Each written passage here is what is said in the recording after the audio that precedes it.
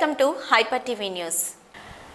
నకిలీ విలేకరులకు జారీ చేసిన ఎన్ఓసీలను రద్దు చేసి అసలైన విలేకరులకు న్యాయం చేయాలని గూడూరు మాజీ ఎమ్మెల్యే సునీల్ కుమార్ డిమాండ్ చేశారు. తిరుపతి జిల్లా గూడూరు పట్టణంలోని మున్సిపల్ శాఖ కార్యాలయం ఎదుట print and electronic media working journalist association ఆధ్వర్యంలో నిర్వహించిన రిలే నిరాహార దీక్షలకు గూడూరు మాజీ ఎమ్మెల్యే సునీల్ కుమార్ తెలుగుదేశం పార్టీ తరపున సంఘీభావం తెలిపారు.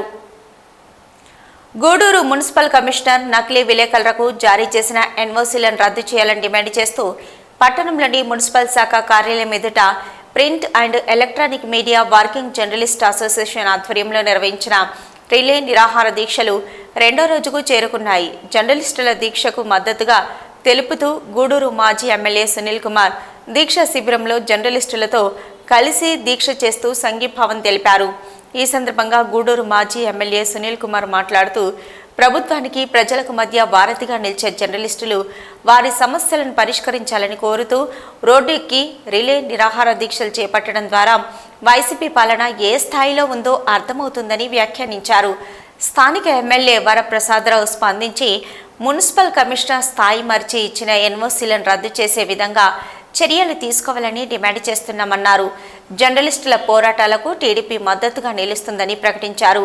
ఈ కార్యక్రమంలో టీడీపీ నాయకులు Pulimi Srinivasulu, Billu Chenchuramaiah, Vatambedi Shivakumar, print and electronic media విలేకరులు పాల్గొన్నారు. ఈరోజు నిజంగా చాలా సిగ్గుపడాల్సిన పరిస్థితి గూడూరులో ఉంది. ఎందువల్లంటే గతం నుంచి కూడా గూడూరులో విలేకరులు అనేది ఒక గౌరవ స్థానంలో ఉన్నటువంటి పరిస్థితి. ఈరోజు ఇంతమంది విలేకరులు మున్సిపల్ ఆఫీస్ ఎదురుగా ఈ విధంగా న్యాయం చేయమని చెప్పి ధర్నాకి దిగారంటే మీరు ఎంత అన్యాయం చేస్తుంటే ఈరోజు విలేకరులు అందరూ ఇక్కడ గుమ్మడిగా ఒక దాటిపోయి నడిచి ఇక్కడ కూర్చున్నారో అర్థమవుతుంది. నేను చెప్పేది ఒకటే, కమిషనర్ గారికి కానీ లేకపోతే ఎమ్మెల్యే గారికి కానీ ఇతరులకు కానీ, మీరు వాళ్ళకి పట్టాలు ఇవ్వాలనుకున్నప్పుడు అందరికీ ఒకే న్యాయంగా చేయడం అనేది పద్ధతి. అంతేకాని మీరు తిప్పేసేటప్పుడు ఒక నెంబరు తీసేసి ఇంకో నెంబరు వేయడం అంటే మధ్య ఖాళీలు ఉంచడం అనేది అన్యాయం. మీకు అంత అవసరం ఏముంది అంటే విలేకరులు అన్న వాళ్ళు అందరూ ఒకటి ఉండాలి. ఎందుకంటే యాక్చువల్గా ఈ సమాజంలో జరిగేటువంటి పరిస్థితులను కానీ అలాగే సమస్యలను కానీ ఎత్తి చూపేది విలేకరులు, ఎలక్ట్రానిక్ మీడియా లేకపోతే ప్రెస్ ఏదైనా కావచ్చు. ఈరోజు వాళ్ళకే దిక్కు లేకుండా ఉందంటే మరీ అన్యాయం.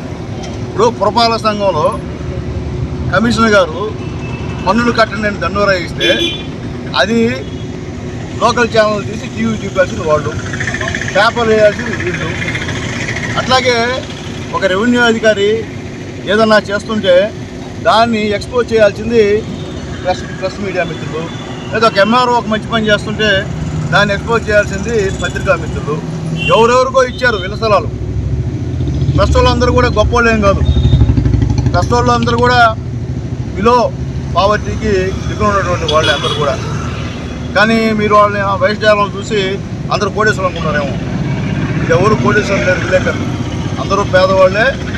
కాబట్టి వీళ్ళు కూడా పేదవాళ్ళతో సమానం విలేకరులు. వీళ్ళు సమాజ సేవ చేస్తున్నారు విలేకరులు.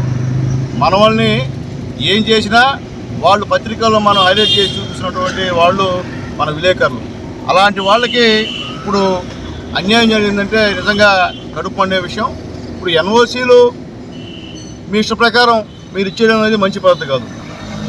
ఒక తప్పు జరిగినప్పుడు మళ్ళీ ఆ తప్పు జరగకుండా జాగ్రత్త పడే అధికారులు. మీరు అటు జాగ్రత్త పడకుండా తప్పు మీద తప్పు చేస్తే దానికి ఎవరు బాధ్యత వహిస్తారు? వాళ్ళకి న్యాయం చేసి వాళ్ళకి న్యాయంగా రావాల్సిన పట్టాలు ఇవ్వండి. మీరిచ్చే 9 అంకణాలు, 14 అంకణాలు, 20 అంకణాలు, 30 అంకణాలు ఎంతోమంది మిమ్మల్ని అడుగుతున్నా. కాబట్టి దయచేసి శాసనసభ్యులు వాళ్ళు చొరవ చూపాలా. ఎందుకంటే గతంలో ఎప్పుడు కూడా విలేకరులు ఈ విధంగా తిరగబడాల, విలేకరులు ఈ విధంగా బాయ్కాట్ చేయాల. ఫస్ట్ టైం విలేకరులు ఒక రాజకీయ నాయకుడిని కానీ పార్టీని కానీ బాయ్కాట్ చేసి ఒకటి అవడం నిజంగా అన్యాయమైన పరిస్థితి. మేము ఏదో విమర్శలు చేయట్లేదు మీ పైన. మా విలేకరులకి న్యాయం చేయండి, దొంగ విలేకరులకి పట్టాలు రద్దు చేయండి, ఎన్ఓసీ రద్దు చేయండి చెప్పి తెలియస్తున్నాం. అలాగే కమిషనర్ గారు తనకున్న పరిధిని కూడా కమిషన్ ఆలోచించుకోవాలా. రెవెన్యూ వాళ్ళు చేసిన పని మీరు చేయడం అనేది ఎంతవరకు సమంజసం అని నేను తెలియజేస్తున్నా. అంటే మీరు ఎస్ అంటే ఎస్, నో అంటే కుదరదుడా. ఇది గూడూరు అని తేలిక విషయం కాదు. మీరు ఊరికే మీరు కమిషనర్ గారంటే అందరితో బాగుండాలా. న్యాయం అయితే చేయండి, అన్యాయం అయితే చేయొద్దు. మీరు అట్టగాక ఉదాహరణ పైన ఒకరు తప్పులు చేసుకుంటూ పోతే ఇబ్బందికరమైన పరిస్థితి. మీరు విలేకరులు అడిగితే ఖచ్చితంగా మీరు సమాధానం చెప్పాల్సిన బాధ్యత మీ మీద ఉంది. సాధారణ మనిషి ఎవరు వచ్చి మీ దగ్గర అడిగినా దీనికి క్లారిటీ ఇవ్వాల్సిన అవసరం మీ బాధ్యత. కానీ మీరు బాధ్యత లేకుండా మీకు లేని పవర్ని మీరు ఉపయోగించి మీరు చేసిన దానికి ఈరోజు ఈ టెంట్ ఇక్కడ మీకున్న పరిధితో అది తెలుసుకోకుండా చేయడం అనేది మంచి పద్ధతి కాదు. ఎందువల్ల చెప్తున్నానంటే ఇప్పుడు ఈ గవర్నమెంట్లో అందరిపైన దాడులు జరుగుతున్నాయి. మేము అనుకున్నాం ఏంటంటే విలేకరులను వదిలిపెట్టినాం అనుకున్నాం. లేదు, విలేకరులు కూడా ఈరోజు ఈ గవర్నమెంట్ సంబంధించిన పరిస్థితి తెలిసింది. ఈ గవర్నమెంట్లో ఎవరికి న్యాయం జరిగే పరిస్థితి లేదు. మీరు ఊహు అన్నా అంతేను. నేను గతంలో ఎమ్మెల్యేగా ఉన్నప్పుడు నేను విలేకరులందరినీ పిలిచి మాట్లాడా, మీకు ఇస్తానయా తీసుకోండి ఆయన అంటే ఆ రోజు విలేకరులు ఎందుకో ఎవరో ఒకరిద్దరు ఉంటారు, ఇట్లాంటి వాళ్ళ వల్ల ఆ రోజు తీసుకోలేకపోయారు. ఆ రోజు తీసుకోవాలంటే ఈ బాధ మేము రాజకీయం కోసం చేయలే. మాకు విలేకరులో పార్టీలు లేవు. విలేకరు అంటే విలేకరే. ఆయన ఏ పేపర్ విలేకరైనా మాకు విలేకరు లెక్కే తప్ప మేము కొందరికి కొమ్ము కాసే పరిస్థితి మేమైతే చేయము. మా దృష్టిలో చిన్న పెద్ద విలేకరులందరూ విలేకరులే. అందరికీ ఏదైనా డిమాండ్ మేమే పెడుతున్నాం. కానీ ఆ రోజు ఎవడో ఒక్కడు పిలిపించాడని చెప్పి ఎందుకు డిస్ప్యూట్ అని చెప్పి అందరూ కూడా మాతో కలిసి రాలేదు. కానీ ఈరోజు దేవుడి దేవుళ్ళు మేము సంతోషపడ్డా. పోన్లే మన విలేకరులు మన హయాంలో మనం చేయలేకపోయినా ఈసారి ఖచ్చితంగా పాపం వాళ్ళకి సహాయం చేస్తున్నారు. నిజంగా చాలా మంచి మనసు ఈ ప్రజాప్రతినిధి అనుకున్నా. కానీ దీంట్లో ఉండి మీరు రాజకీయాలు నడిపి కొంతమంది విలేకరుని ప్రోత్సహించి కొంతమంది విలేకరులని ఇబ్బంది పెట్టడం అనేది మంచి పద్ధతి కాదని తెలియజేస్తున్నా. గౌరవ శాసనసభ్యుల వారికి నేను మాజీ శాసనసభ్యుడిగా ఆయన్ని కోరుతున్నా, సార్ మీరు చొరవ చూపండి. అసలు ఏం జరుగుతుందో మీరు విచారించండి. దయచేసి నకిలీ విలేకరుల్ని తీసివేయండి. ఎందుకంటే అధికారులు మామూలుగా పేదోళ్ళ విషయంలో చేస్తుంటారు. కానీ అన్నీ తెలిసిన విలేకరుల విషయంలో చేస్తే విలేకరులు ఒప్పుకోరు కదా. కాబట్టి దయచేసి మీరు ఆర్డీఓ గారిని, కమిషనర్ గారిని, ఎమ్మెల్యే గారికి, అలాగే మున్సిపల్ కమిషనర్ గారిని తెలియజేస్తుంది. చెప్తున్నాను ఎమ్మెల్యే అని అసైన్మెంట్ కమిటీ చైర్మన్ ఎమ్మెల్యే ప్రశ్నమిత్రులారా, ఎక్కడన్నా స్థలం వేయాలంటే ఎమ్మెల్యే సంతకం కావాలా, అది గుర్తుపెట్టుకోండి. కాబట్టి ఇవన్నీ ఇప్పుడు నేను వేస్ట్ ఇంకో వేస్ట్ చేయడా వచ్చి ఎమ్మెల్యే ఇవ్వాలా, ఎమ్మెల్యే ఖచ్చితంగా ఇవ్వాలా, ఇవ్వకుండా కుదరదు. ఎందుకంటే ఇన్ని రోజులు మీ గురించి రాసింది మీరే, మా గురించి రాసిన వాళ్ళ గురించి రాసిన మీరంతా పేదోళ్ళు.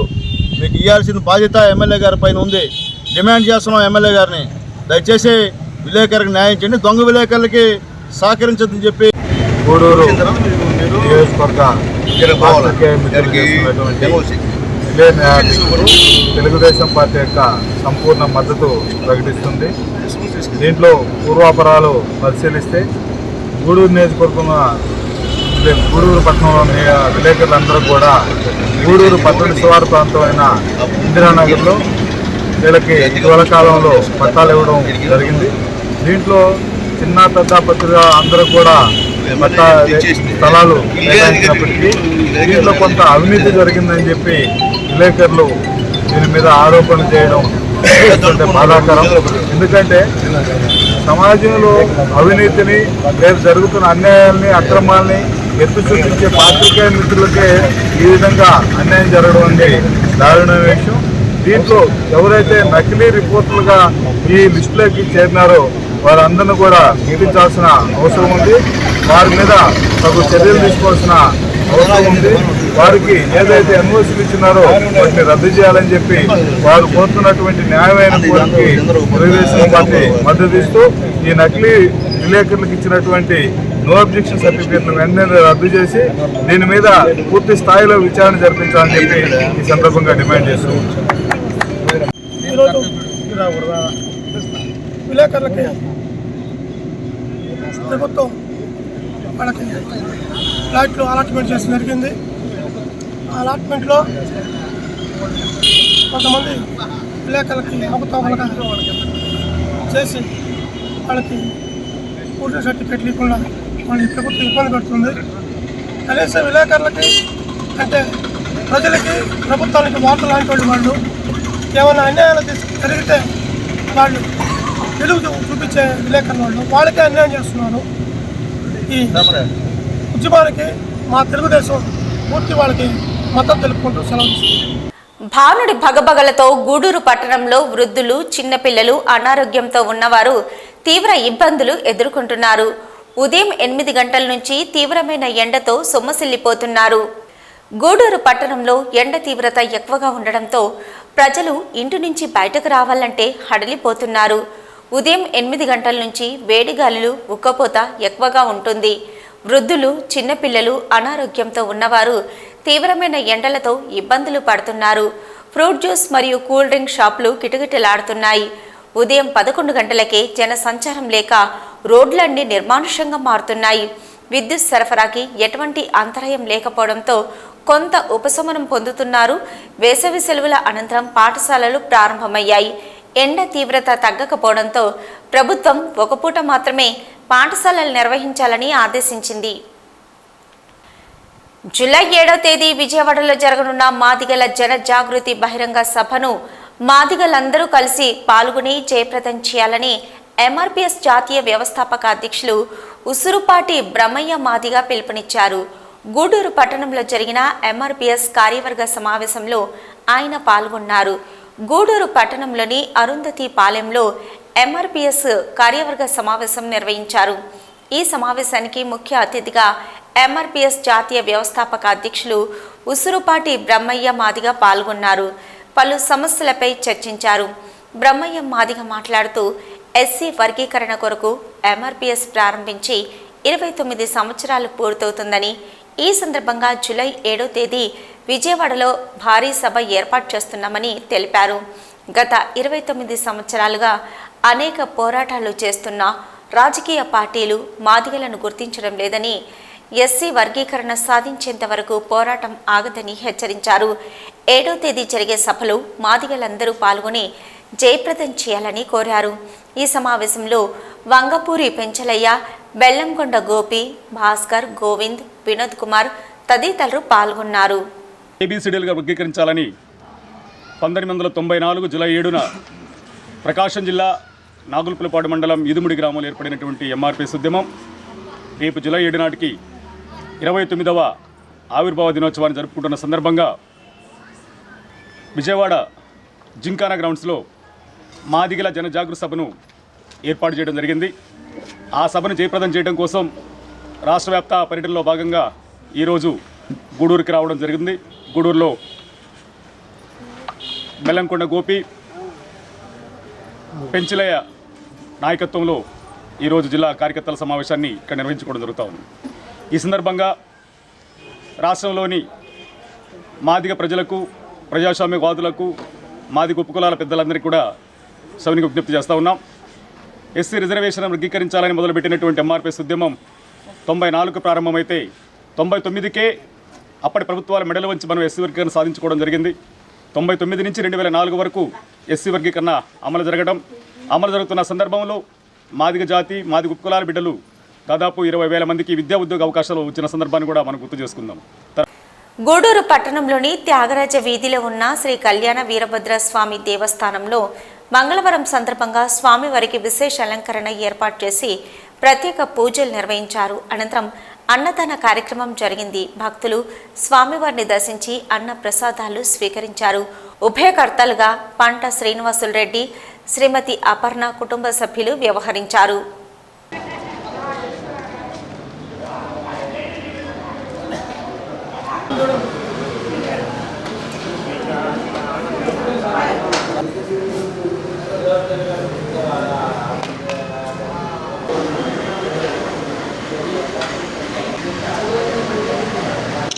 చూడండి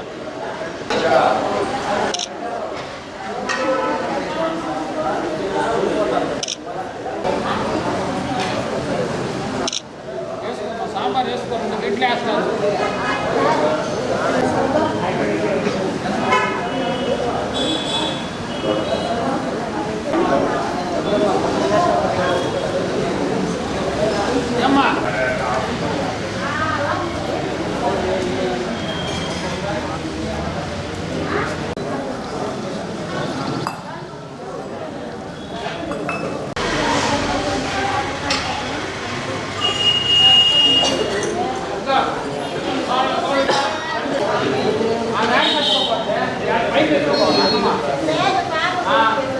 దేవస్థానం అన్నదాన సేవా సమితి గూడూరు 13/6/2023 ఈరోజు అన్నదాతలుగా పంటా శ్రీనివాసరెడ్డి గారు, ఆమె అర్ధాంగి శ్రీమతి అపర్ణ గారు, వాళ్ళ కుమారుడు ధనుష్ కుమార్ రెడ్డి గారు, కుమార్తె చిరంజీవి పూజితారెడ్డి గారు అన్నదాతలుగా వ్యవహరించారు. లాస్ట్కి మనం చేసే దానమే మన సంపద, కానీ మనం ఇప్పుడు సంపాదించింది ఏమి ఉండదు.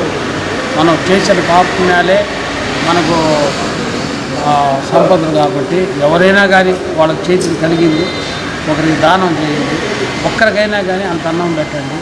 అదే మన శాశ్వతంగా ఒకరికి మంచి పని చేసిన అన్న పరబ్రహ్మ స్వరూపం. కాబట్టి ఏది ఇచ్చినా పాలకూడదు. కాబట్టి అన్నం దానం చేసి దాన్ని నుంచి ఇవి ఇప్పటివరకున్న హైపర్ టీవీ న్యూస్.